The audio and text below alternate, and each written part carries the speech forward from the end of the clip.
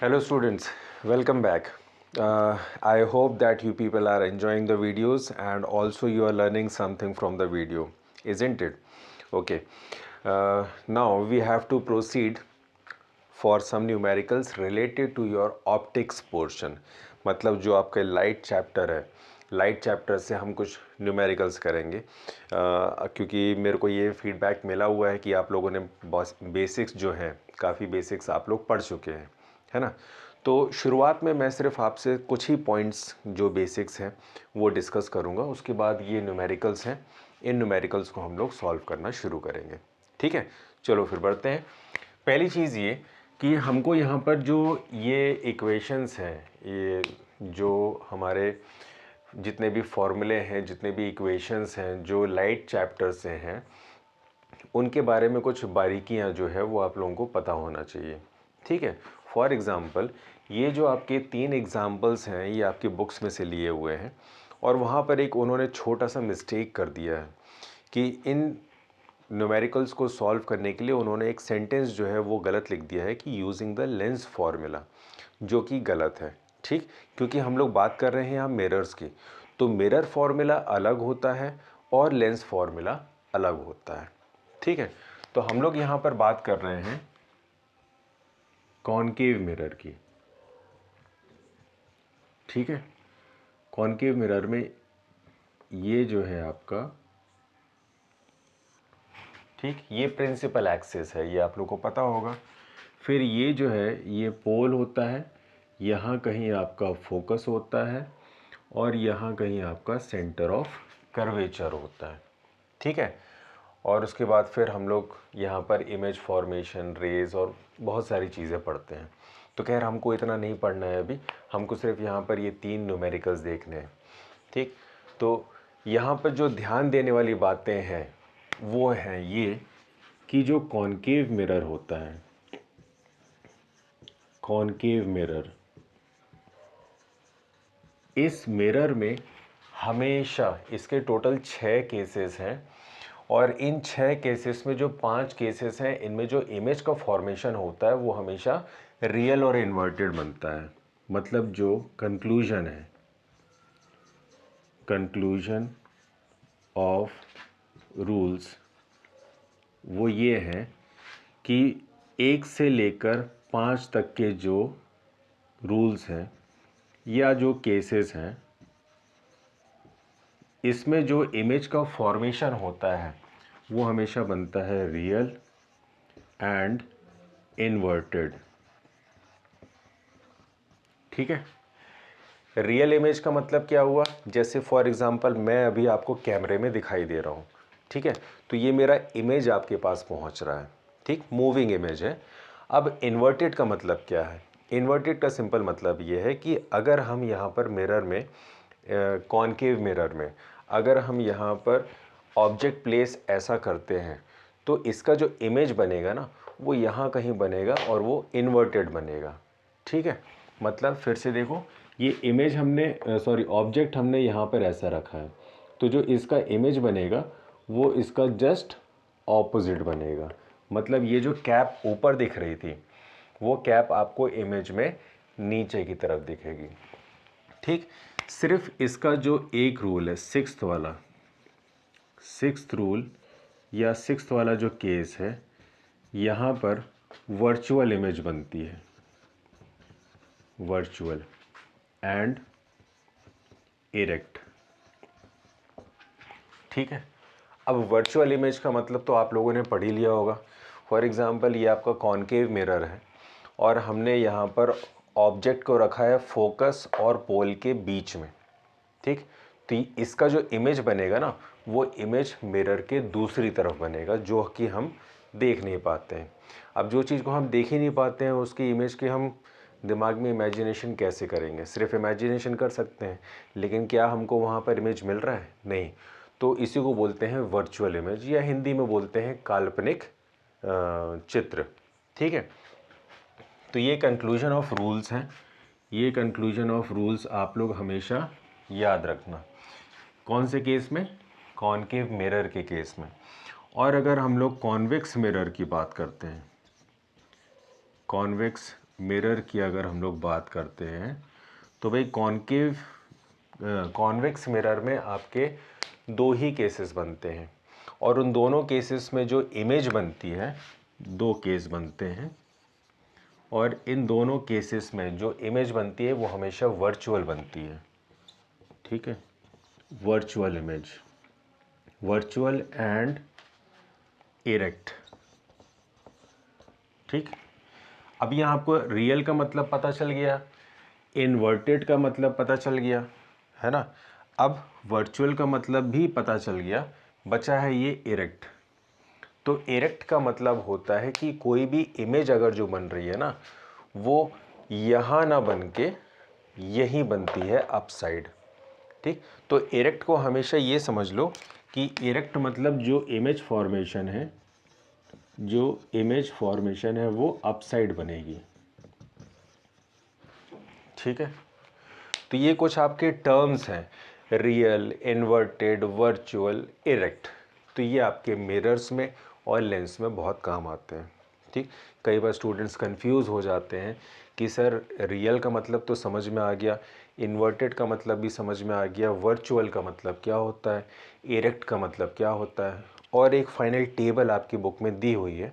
तो उस final table को जब आप लोग पढ़ते हो तो वहाँ पर प्रॉब्लम्स आ जाती हैं। तो इसका मीनिंग सिर्फ समझ लो, और मीनिंग समझ लोगे और एक बार डायग्राम से समझ लो, तो डायग्राम से समझने के बाद आपको कोई भी कन्फ्यूजन्स नहीं रहेंगी। ठीक है, तो ये जो चीज़ें हैं बेसिक, कंक्लूजन कॉनकेव मिरर का और कॉन्वेक्स मिरर का, ये हमेशा ध्यान रखना। ठीक है, इसके बाद फिर हम बढ़ते हैं हमारे न्यूमेरिकल्स की तरफ।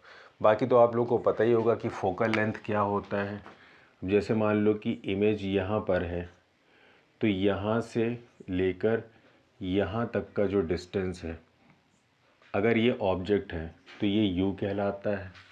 अगर इमेज आपकी यहाँ बन रही है तो यहाँ से लेकर यहाँ तक v कहलाता है।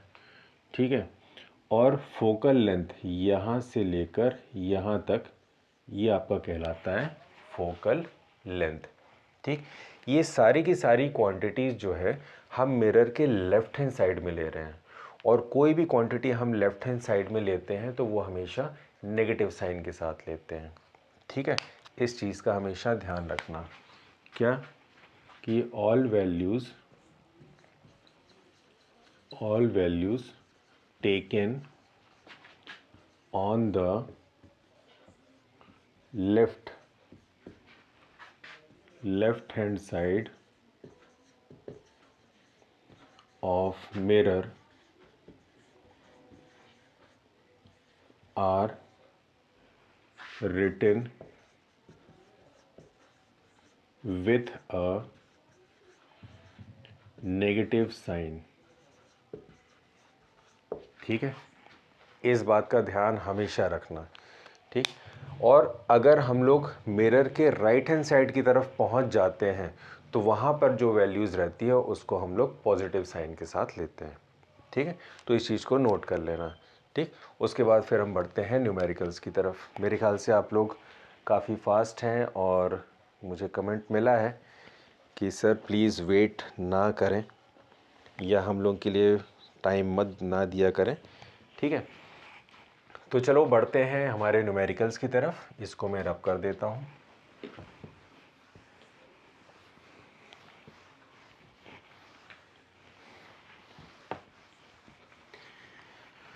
आई होप कि आप लोग क्रिसमस भी बहुत अच्छे से मना लोगे, इज़न्ट इट। तो चलो फिर क्वेश्चन पढ़ते हैं। ठीक, एग्जाम्पल नंबर 1 में दिया है अ रियल इमेज। ठीक, a real image 1/5 the size of the object. ठीक, और ये जितने भी न्यूमेरिकल्स हैं, इन न्यूमेरिकल्स को सॉल्व करने से पहले कुछ फार्मूलाज आपके दिमाग में पहले से ही होना चाहिए। जैसे पहला, मैग्नीफिकेशन का फार्मूला क्या होता है। ठीक, मिरर फार्मूला क्या होता है। ओके, तो यहाँ पर हम लोग साइड में लिख लेते हैं कि भाई मैग्नीफिकेशन का फॉर्मूला होता है H'/H, जहाँ पर H' जो है वो आपका हाइट ऑफ इमेज है, और ये जो H है वो हाइट ऑफ ऑब्जेक्ट है। इसका एक और फॉर्मूला होता है M = -V/H। यू। ओके, उसके बाद जो मिरर फॉर्मूला होता है, मिरर फॉर्मूला वो होता है 1/f is equals to 1/v plus 1/u। ठीक, तो फिलहाल हम इन्हीं फॉर्मूले से काम चला लेंगे। इसको आप लोग साइड में लिख लेना। ठीक है, तो न्यूमेरिकल सॉल्व करने से पहले जो हमारे बेसिक चीज़ें हैं कि क्वेश्चन में वैल्यूज़ कौन कौन सी दी हुई हैं, सबसे पहले तो हम वो लिख लें। ठीक है, चलो लिख लेते हैं। सॉल्यूशन नंबर 1, तो हमारे पास दिया क्या है, अ रियल इमेज है। जैसे ही बात आ रही है रियल इमेज की, तो इसका मतलब कि वहाँ पर हमारा जो मिरर है वो कॉनकेव मिरर होगा। ठीक, 1/5 the size of the object, ये इम्पॉर्टेंट है। 1/5 जो है वैल्यू दी हुई है किसकी, 1/5 the size of the object, मतलब एक रियल इमेज बन रही है जिसकी साइज 1/5 है उसके साइज ऑफ द ऑब्जेक्ट की। मतलब हमको ये वाला जो वैल्यू है, ये वाला जो फॉर्मूलेज हैं, इन फॉर्मूलेज में हमको इमेज का वैल्यू दिया हुआ है। तो पहले हम लिख लेंगे गिवन, गिवन दिया है कि रियल इमेज है। ठीक है, और ये जो कंपैरिजन है, real image is 1/5 the size of the object, मतलब हमको मैग्निफिकेशन दिया है। ठीक, तो मैग्निफिकेशन कितना दिया है, मैग्निफिकेशन दिया है 1/5।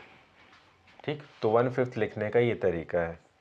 ठीक, और मैग्निफिकेशन हम कहाँ लेते हैं, मिरर के एक तरफ, तो ये आएगा माइनस साइन के साथ।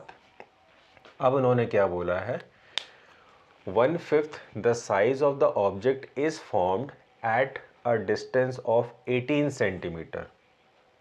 ठीक है, मतलब यहाँ पर किसकी वैल्यू दी है, ये जो 18 सेंटीमीटर है वो किसकी है, अ रियल इमेज।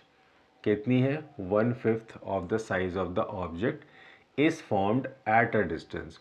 तो real image is formed at a distance of 18 centimetre. तो इमेज के लिए हम क्या यूज़ करते हैं, v।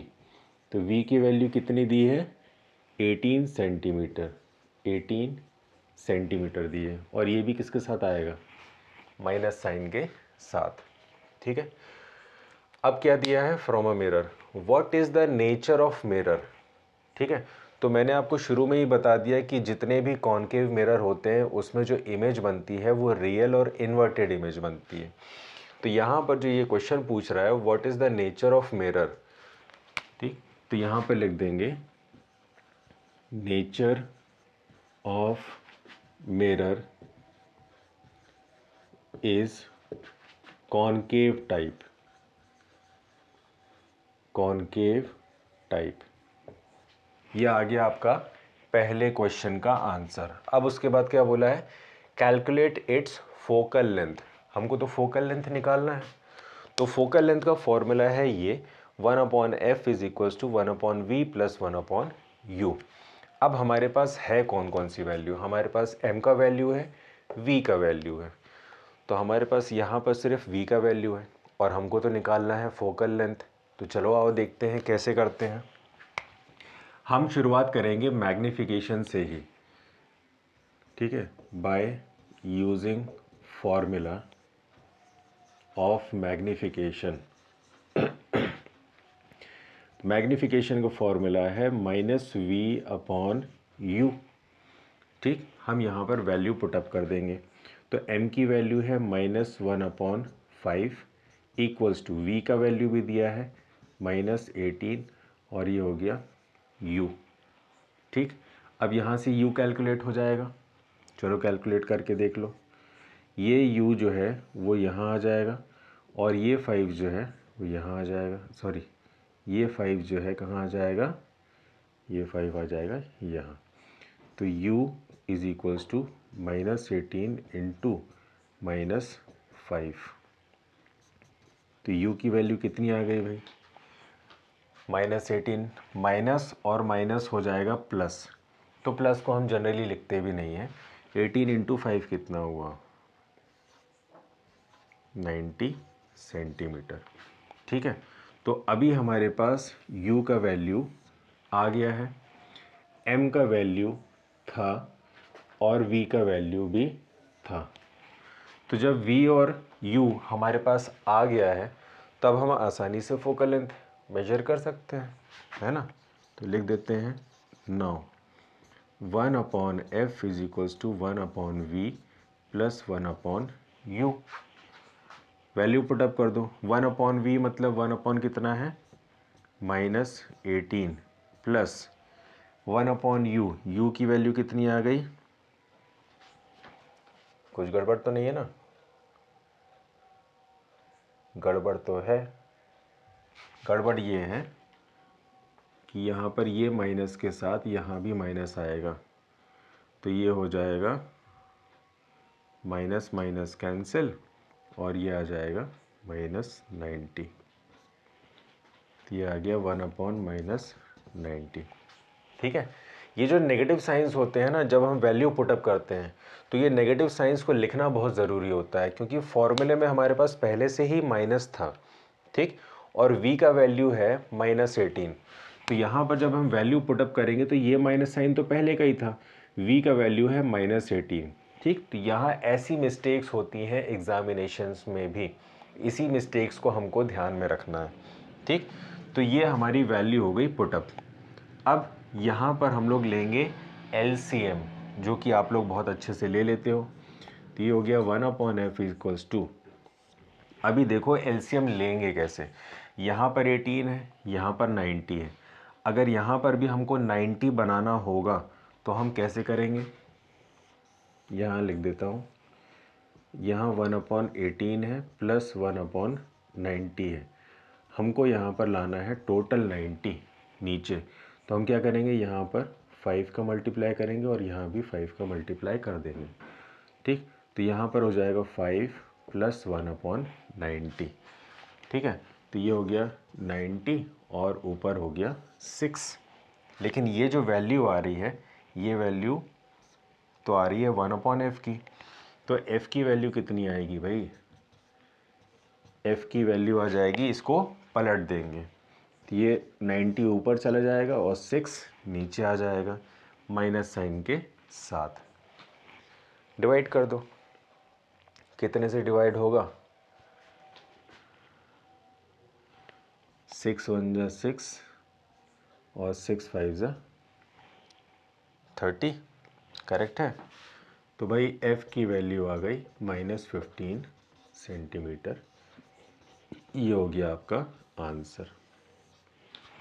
ठीक है, इस तरीके से हमको सॉल्व करना है। और ये जो बेसिक चीज़ें हैं वैल्यू पुटअप करने वाली, उसमें बहुत ही ध्यान से रखना। अभी देखो हमारा पूरा वैल्यू जो है वो चेंज हो जाता है ना, सिर्फ एक नेगेटिव साइन की वजह से। तो ये जो छोटी छोटी चीज़ें हैं इसको ध्यान रखना है बहुत अच्छे से। तो f की वैल्यू आ गई -15 सेंटीमीटर। अब आप लोग नोट कर लो, ये LCM वाला पोर्शन जो है ये आप दूसरे तरीके से भी कर सकते हो। यहाँ पर मैंने आपको बताया कि LCM यहाँ पर 90 है तो यहाँ पर भी 90 बनाना है, तब जाके यहाँ कॉमन 90 आएगा। तो उसके लिए हमने 5 का मल्टीप्लाई कर दिया ऊपर और नीचे, 90 हो गया, 5 + 1 6/90। ठीक, और फिर यहाँ पर ये f का 1/f का वैल्यू निकला था, हमको सिर्फ f करना है, तो इसको हम पलट देंगे, f/1 कर देंगे, तो ये हो जाएगा 90/6। ओके, तो ये सॉल्व कर लो।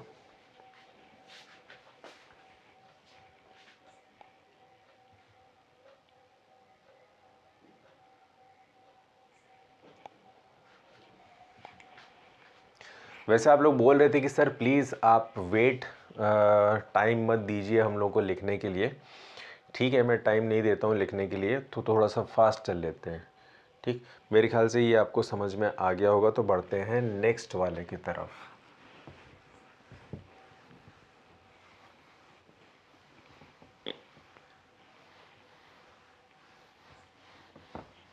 और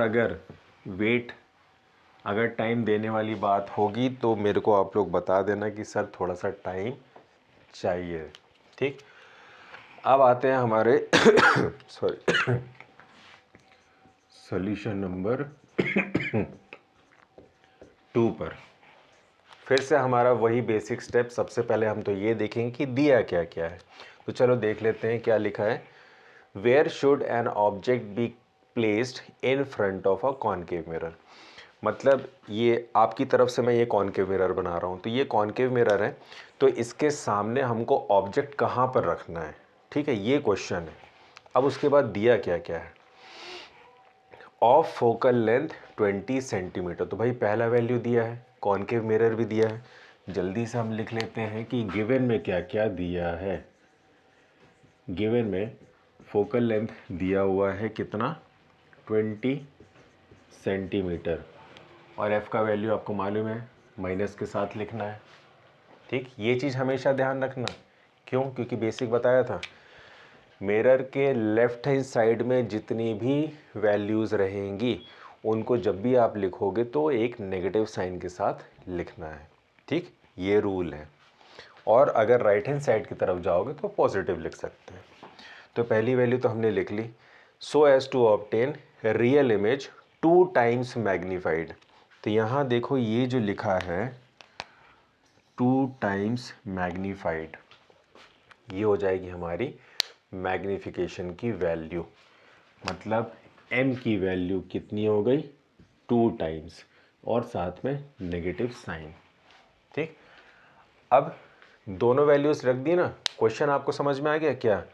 where should an object be placed, object को हमको प्लेस करना है, मतलब जो ऑब्जेक्ट का डिस्टेंस है वो हमको फाइंड आउट करना है।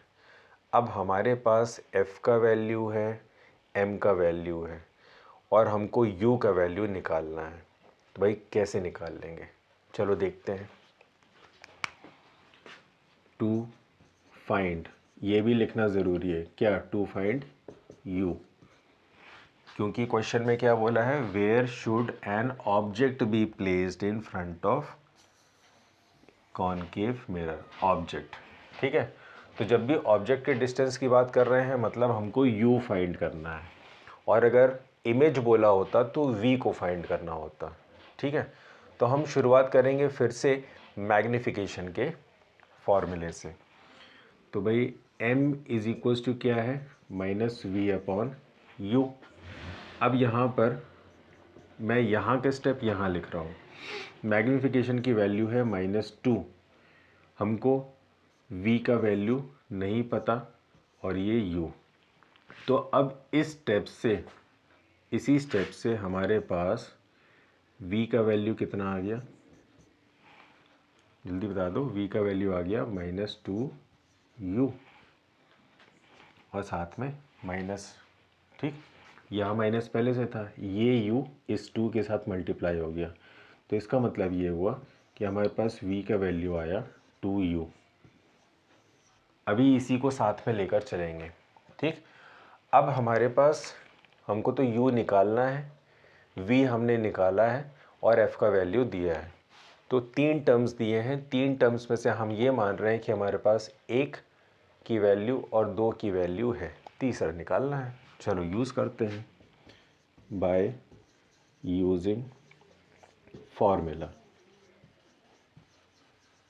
कौन सा वाला, फोकल लेंथ वाला। 1/f equals to 1/v plus 1/u। ठीक, अब 1/f, f का वैल्यू कितना है 1/-20 इज इक्वल्स टू 1/v। तो 1/v की वैल्यू कितनी आ गई भाई, 1/2u, और यहाँ पर u पहले से था, इज़न्ट इट। अब यहाँ पर जो है ये स्टेप मैं यहाँ लिख रहा हूँ, -1/20 इज इक्वल्स टू, यहाँ देखो 2u है और यहाँ u है, हमको यहाँ भी 2u बनाना है। ठीक, तो यहाँ पर क्या करोगे, 1/2u है प्लस 1/u है, यहाँ भी 2u बनाना है, तो ऊपर नीचे 2 का मल्टीप्लाई कर दो। ठीक, तो हमारे पास आ गया नीचे 2u, ऊपर आ गया 1 + 2। ठीक, तो अब यहाँ से क्रॉस मल्टीप्लिकेशन कर लेंगे। नीचे वाला स्टेप मैं फिर से यहाँ लिख रहा हूँ जगह बचाने के लिए। ठीक है, तो कंफ्यूज मत होना। ये 2u यहाँ चला जाएगा और ये 20 यहाँ चला जाएगा, तो 2u इज इक्वल्स टू 20 और ये 1 + 2 कितना हो गया 3, या फिर -2u इक्वल्स टू 23 60, या फिर u इक्वल्स टू 60 अपॉन -2, तो ये कैंसिल होके कितना आ गया 30। तो भाई u की वैल्यू कितनी आई -30 सेंटीमीटर, और यही तो हमको निकालना था u, यही निकालना था हमको। ठीक, तो कोई भी क्वेश्चन दिया रहता है ना, तो उसके सबसे पहले वैल्यूज़ कौन कौन सी दी हैं वो देख लो। और ऑप्टिक्स में तो खासकर ऐसा होता है कि वैल्यूज़ वो लोग किस में दे देते हैं, थ्योरी फॉर्म में दे देते हैं। जैसे यहाँ लिखा है 2 टाइम्स मैग्नीफाइड, तो भाई इसको पढ़ के तो अगर आपकी प्रैक्टिस है ही नहीं और आप न्यूमेरिकल करने बैठ गए तो यहाँ 2 टाइम्स मैग्नीफाइड लिखा है, यहाँ नंबर तो लिखा नहीं है, इज़न्ट इट।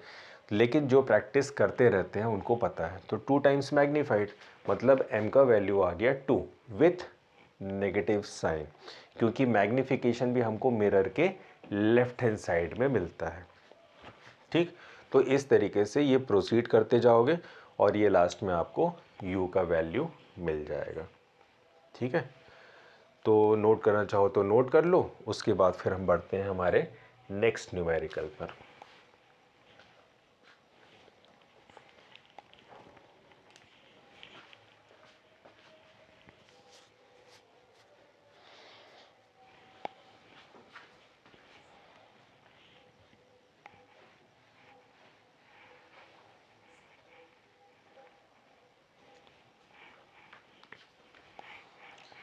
चलो, तो आप लोग समझ तो गए होंगे कैसा क्या करना है ना।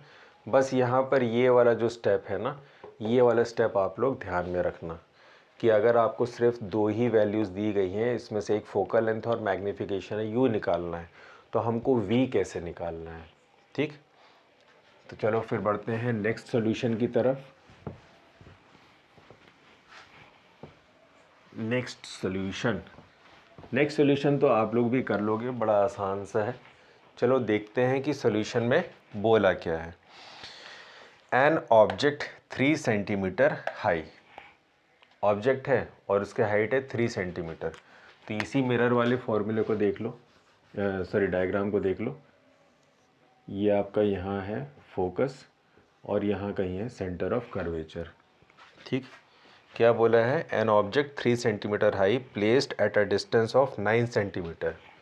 मान लो यहाँ से यहाँ तक का जो डिस्टेंस है वो है आपका 9 सेंटीमीटर, और यहाँ पे आपका वो ऑब्जेक्ट प्लेस है जिसकी हाइट है 3 सेंटीमीटर। ठीक है, 2 वैल्यूज़ दे दी हैं। अब क्या बोला है, of focal length 18 centimetre. Focal length जो है मतलब यहाँ से यहाँ का जो डिस्टेंस है 18 सेंटीमीटर, ये तो पॉसिबल नहीं है भाई, पॉसिबल नहीं है फोकल लेंथ निकालने का। चलो ठीक है,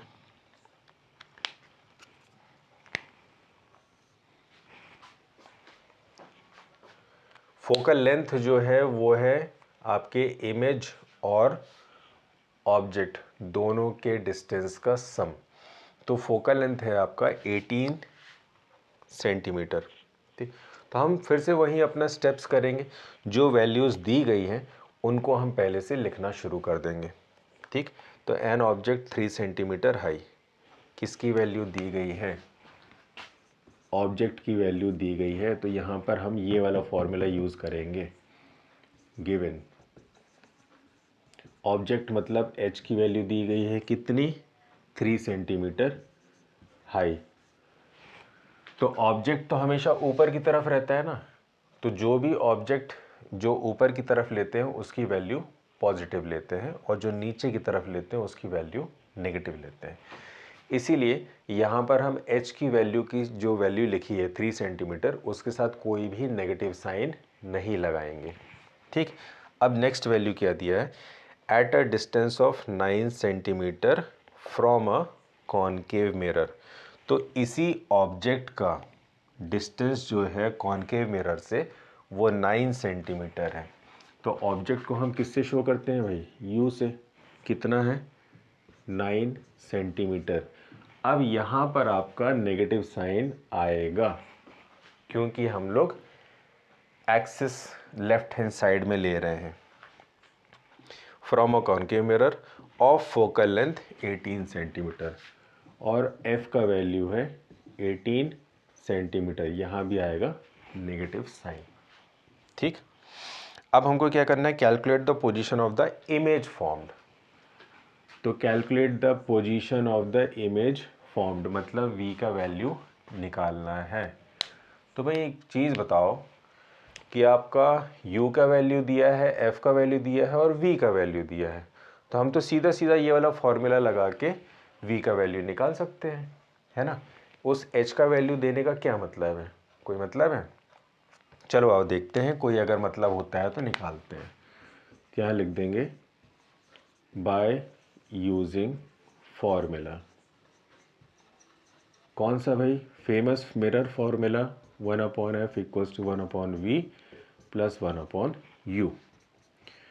तो 1/f, f की वैल्यू कितनी दी है? 1/-18 इक्वल्स टू 1/v, v तो हमको निकालना है, प्लस u कितना दिया है? 1/-9। ठीक, कुछ नहीं करना है आपको, ये पूरी की पूरी वैल्यू उठा के यहाँ रख देना है। तो देखो इस v को मैं यहाँ लिख रहा हूँ 1/v और इसको मैं यहाँ पे लेकर गया तो यहाँ पर क्या था? -1/18 तो पहले ही से था। इस -1/9 को जब हम इधर लेकर गए तो ये हो गया पॉजिटिव। ठीक, अब सिंपल सा कैलकुलेशन। कौन सा कैलकुलेशन भाई? कि 1/v इक्वल्स टू, यहाँ 18 है, यहाँ 18 बनाना है तो यहाँ 2 और यहाँ 2 का मल्टीप्लाई कर दो। ये भी 18 हो गया, ये भी 18, तो एलसीएम आ गया 18। ऊपर क्या आया? -1 प्लस 2। अब हमको तो निकालना है सिर्फ v का वैल्यू ना, 1/v का तो वैल्यू निकालना नहीं है। तो ये आ जाएगा आपका v इज इक्वल्स टू, नीचे वाले को ऊपर ले गए और ऊपर वाले को नीचे, तो ये 18 ऊपर जाएगा, 18 ऊपर गया और नीचे कितना आया भाई? नीचे आ गया 1, -1 प्लस 2। तो v का वैल्यू कितना आ रहा है? v का वैल्यू आ रहा है 18 सेंटीमीटर। ठीक, मतलब जो आपका इमेज बन रहा है, क्या बोला है? Calculate the position of the image formed. तो इमेज जो बन रही है वो बन रही है 18 सेंटीमीटर पर। ठीक है, अब ये बताओ कि कहीं हमने कोई कैलकुलेशन में गड़बड़ तो नहीं की है, क्योंकि v का वैल्यू आना चाहिए है, नहीं सही है। ठीक है, v का वैल्यू है v is equals to 18 centimetre. ठीक, तो ये जो थर्ड वाला था, थर्ड वाले क्वेश्चन में कुछ भी घुमाने फिराने वाली चीज़ है क्या? सिर्फ ये दी है कि भाई ये जो ऑब्जेक्ट है 3 सेंटीमीटर हाई है, ये 3 सेंटीमीटर का वैल्यू क्यों दिया है? या तो आपका क्वेश्चन कंप्लीट नहीं है, या तो फिर ये वैल्यू का कोई मतलब नहीं है। ठीक, ये इस वैल्यू से हम मैग्नीफिकेशन भी निकाल सकते हैं। ठीक, या पोजीशन ऑफ द इमेज भी निकाल सकते हैं। ठीक, कैसे भाई? देखो हाइट ऑफ द इमेज कैसे निकालेंगे? पहले तो मैग्नीफिकेशन निकाल लो। एक क्वेश्चन और मैं इसमें बढ़ा रहा हूँ इसी क्वेश्चन में, कि कैलकुलेट द मैग्नीफाइड इमेज। ठीक है, यहाँ पर लिख देता हूँ कैलकुलेट द मैग्नीफाइड इमेज। ठीक, अगर ये क्वेश्चन भी दिया हुआ है तो भाई हम कैसे प्रोसीड करेंगे? मेरे ख्याल से ये लिख लिया होगा, रब कर देता हूँ।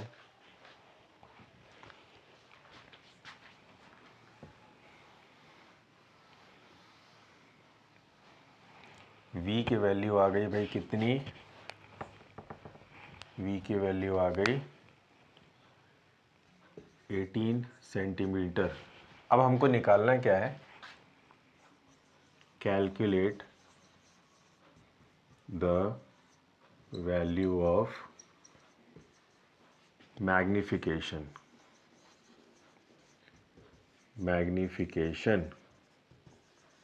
ये वैल्यू, ये क्वेश्चन आपकी बुक में दिया नहीं है, ये मैं ऐड कर रहा हूँ।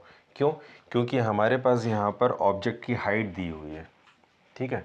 तो चलो भाई, m is equals to minus v की वैल्यू कितनी है 18 सेंटीमीटर और u की वैल्यू दी है -9, ठीक।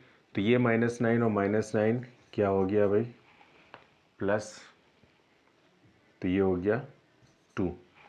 तो मैग्निफिकेशन कितना आ रहा है 2। अब इस वैल्यू से हाइट ऑफ द इमेज कितनी बन रही है वो भी आप कैलकुलेट कर सकते हो। कैसे? देखो, height of the image formed, height of the image formed कैसे? हाइट वाला फॉर्मूला कौन सा है, ये वाला, तो ठीक।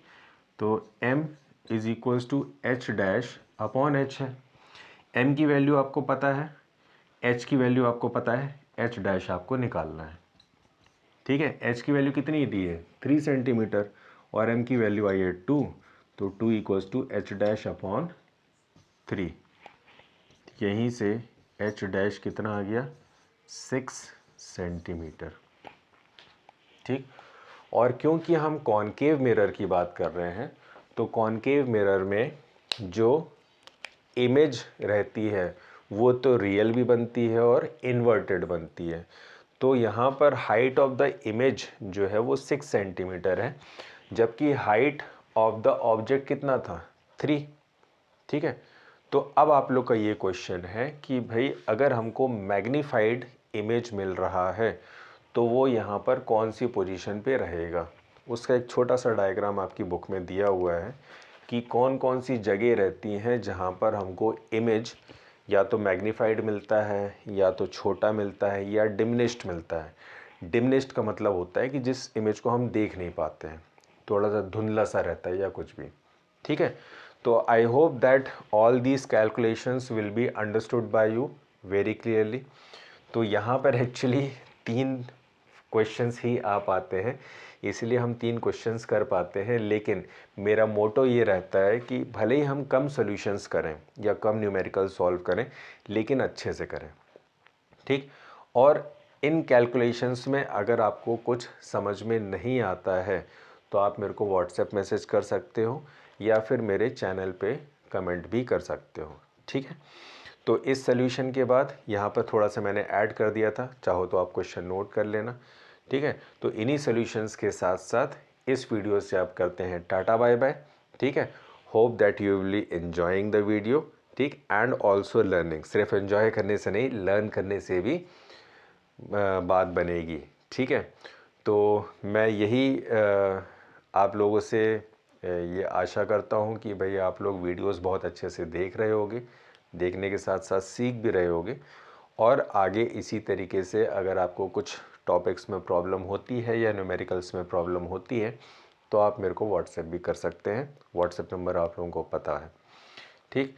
तो व्हाट्सएप कर देना कि भाई कौन से न्यूमेरिकल्स आप लोगों को पढ़ने हैं, तो वो न्यूमेरिकल्स भी हम लोग यहाँ पर सॉल्व करेंगे। Okay, till then take care of your self, enjoy your vacations and don't leave your studies. Okay, अपनी स्टडीज़ छोड़ना नहीं है, स्टडीज़ कंटिन्यू करना है। तब तक के लिए बाय बाय, मिलते हैं हमारे नेक्स्ट वीडियो में। Have a nice day.